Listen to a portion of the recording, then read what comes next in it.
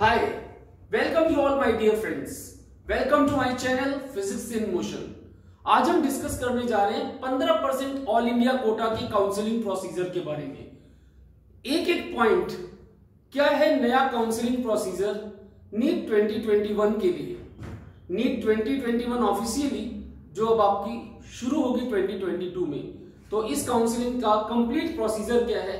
अब पहले के 2 स्टेप्स की जगह 4 स्टेप्स होंगे काउंसलिंग के। पूरा का पूरा डिटेल, कौन कौन सी गलतियां हैं जो आपने नहीं करनी, कौन कौन सी स्टेप्स हैं जो आपने फॉलो करने हैं, वो सारी चीजें हम डिटेल में डिस्कस करना चाहते हैं।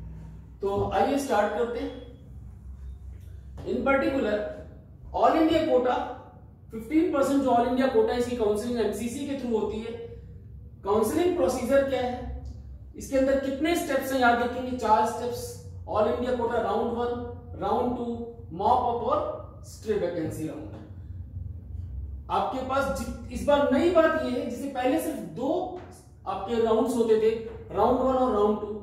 अब जो सीट्स बचेंगे राउंड 2 के बाद, वो स्टेट्स को वापस रिटर्न नहीं होंगी। Seats will not be reverted back to states. जो सुप्रीम कोर्ट की नई गाइडलाइंस आई हैं, उसके अकॉर्डिंग अब जो सेकेंड राउंड में सीट्स बचेंगी वो मॉप अप राउंड के लिए ट्रांसफर कर दी जाएगी। Same all India quota MCC ही इसकी काउंसलिंग करेगी, ये स्टेट्स को रिवर्ट नहीं होंगी। और उसके बाद भी अगर कोई सीट्स बच गई तो 4th राउंड ऑफ काउंसलिंग होगा, that is stray vacancy round. तो इन पर्टिकुलर क्या है सारी की सारी कहानी, लेट अस सी। राउंड 1 से स्टार्ट करते हैं।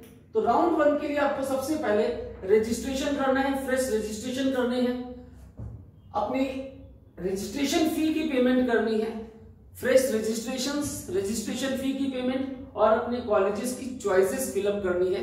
This is for round 1। Register, make payment and select choices. अब जब आप चॉइसेस सिलेक्ट करेंगे तो आपको कॉलेज काउंसलिंग प्रोसेस के में पता चलेगा कि आपको कॉलेज अलॉट हुआ या नहीं। बाई चांस आपको कॉलेज अलॉट नहीं होता फर्स्ट राउंड में, तो you can participate in all India Kota round 2। This is not mop up round, यहाँ स्प्रिंटिंग है, ध्यान दीजिएगा। This is all India Kota round 2। मतलब अगर आपको राउंड 1 में सीट अलॉट नहीं होती तो आप फर्दर राउंड 2 का वेट कर सकते हैं। और बाई चांस सीट अलॉट नहीं हुई तो सेकंड राउंड में आप काउंसलिंग करेंगे। और अगर आपको सीट अलॉट हो गई तो फिर तो आपके पास चॉइस है कि आप कॉलेज ज्वाइन करें, या आप ग्रेजुएशन के लिए वेट करें, या फिर आप दोबारा से सेकेंड राउंड में पार्टिसिपेट करें। तो इन पर्टिकुलरली अगर सीट नहीं मिली तो you can participate in second round all India quota counselling.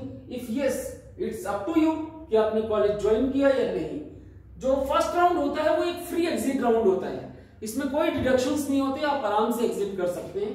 In particularly अगर आपने कॉलेज ज्वाइन नहीं किया तो you can participate in the second round of all India Kota. And yes, in case आपको सीट मिल जाती है, आपने कॉलेज ज्वाइन कर लिया तो बहुत बढ़िया बात है। Congratulations to you from Physics in Motion. You can continue your journey to become a doctor, esteemed profession. ठीक है, you can continue your journey to become a doctor. और इन पर्टिकुलरली आपने कॉलेज ज्वाइन कर लिया तो बहुत ही अच्छी बात है।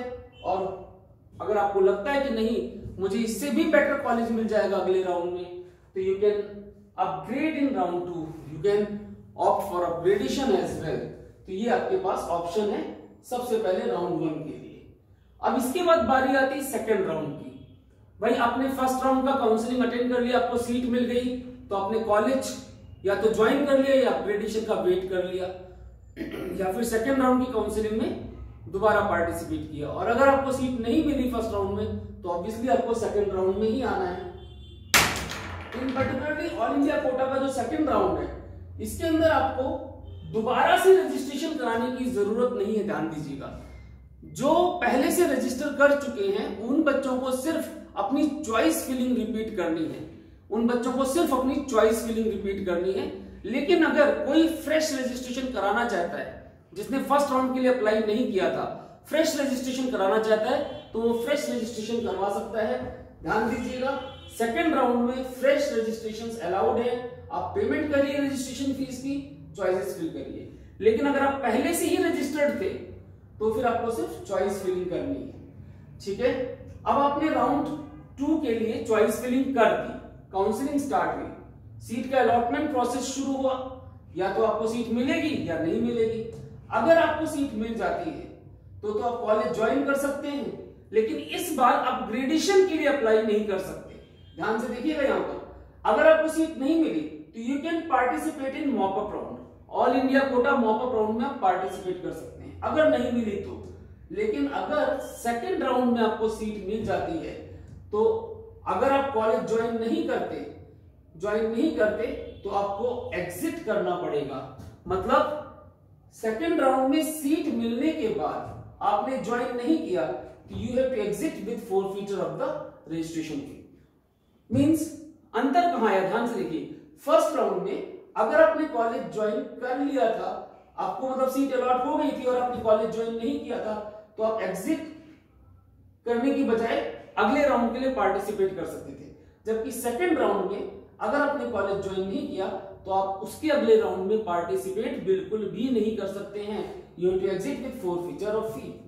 क्लियर? और इन पर्टिकुलरली अगर आपने कॉलेज ज्वाइन कर लिया तो अगेन कॉन्ग्रेचुलेशंस, आपकी जर्नी एज ए डॉक्टर शुरू हो चुकी है। क्लियर? अब आपने ज्वाइन कर लिया तो कॉन्ग्रेचुलेशंस मींस आपने ज्वाइन कर लिया, और अगर आपने ज्वाइन नहीं किया तो एग्जिट विद फॉरफीचर। ठीक है, ये जो आपकी रजिस्ट्रेशन फी है वो खत्म हो चुकी। अब अगर आप मॉप अप राउंड में पार्टिसिपेट करना चाहते हैं तो आपको दोबारा से फ्रेश रजिस्ट्रेशन बनाना पड़ेगा। फ्रेश रजिस्ट्रेशन करने के बाद आपको फिर से चॉइस फिलिंग, फिर से as a fresh candidate start करना होगा। तो can participate in all India quota mop up with fresh registration.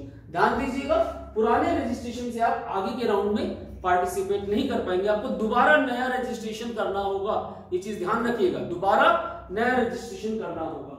Next इसके बाद बारी आती है मॉप अप राउंड की।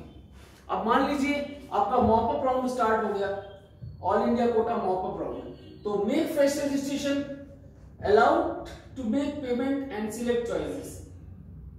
इफ प्रीवियसली रजिस्टर्ड, मतलब कौन से वाले, जिनको सेकेंड राउंड में सीट अलॉट नहीं हुई थी उन लोगों को नया रजिस्ट्रेशन कराने की जरूरत नहीं है। लेकिन जिनको सेकेंड राउंड में सीट अलॉट हो गई थी और उन्होंने चूज नहीं की है, उनको नया रजिस्ट्रेशन कराना पड़ेगा। ध्यान रखिएगा इस बात को। क्लियर है?